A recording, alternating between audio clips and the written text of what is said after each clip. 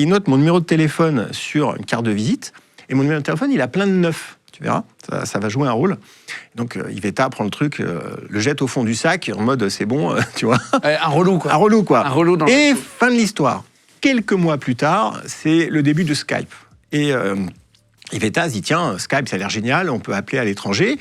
Et elle va chercher, en fait, des Lettons en Lettonie qui ont Skype. Bon, parce qu'elle parle letton.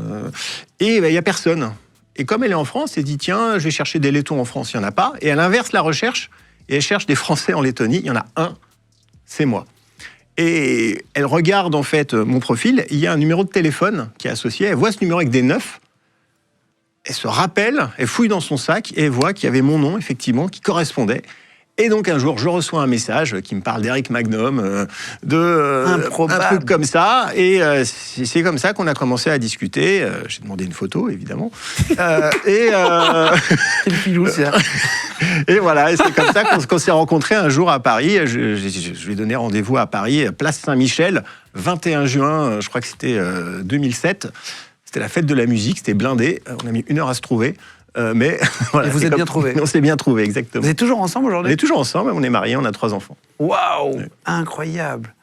T'as été aussi jolie qu'en photo ou pas? Ah bien, elle était plus jolie qu'en photo.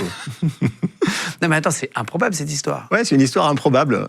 Mais c'est souvent comme ça dans la vie, en fait. Il se passe plein de choses. Il y a des opportunités qui se créent. Moi, j'aime bien ce contexte de sérendipité. C'est-à-dire que voilà, tu ouvres des portes, tu crées du chaos, en fait. Plus tu vas créer du chaos dans ta vie, de manière positive, pas toxique, plus tu vas créer du chaos et t'ouvrir aux choses, plus il va se passer, en fait, plus il y aura des événements, plus il va se passer des choses et plus il y aura des opportunités. Ce chaos, c'est pas positif comme mot. Ouais, moi je trouve positif. Du chaos, du hasard, du bordel, voilà. Ouais. Mais c'est pour ça que des choses, des choses, exactement. Que ça vive. Ouais. Pardon, on va revenir à l'hôtel, si tu veux bien. Oui. J'ai fait une petite déviation sur Riga. Enfin, sur la rencontre avec ta femme, ça valait le coup. Juste, tu l'as remercié, Eric Magnum, ou pas?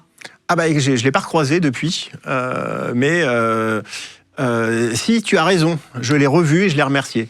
Je lui ai dit, écoute, je l'ai recroisé à un événement, et je le vois, et puis là, il bouffait un sandwich, on foutait partout, tu vois, ce qu'il est un peu bizarre. Et je lui dis, ah Eric, tu sais...